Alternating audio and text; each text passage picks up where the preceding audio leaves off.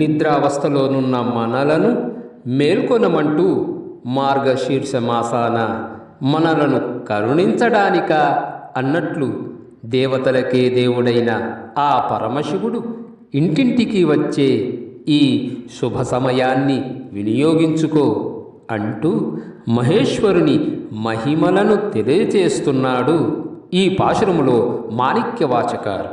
செங்கணவல்பால் திசைமுகன்பால் தேவர்கள் வால் எங்கும் இல்லாததோர் இன்பம் நம் பாலதா. మహావిష్ణువు వద్ద, బ్రహ్మ వద్ద, దేవతల వద్ద ఎక్కడా లేని మహానందం మనకు సొంతమైంది. సుగంధభరితమైన నల్లని కురులు కల ఓ బాలా, మన అందరి దోషాలను తొలగించి ఇక్కడ మన ఇంటింటికి వచ్చి అనుగ్రహించి ఎర్రని తామ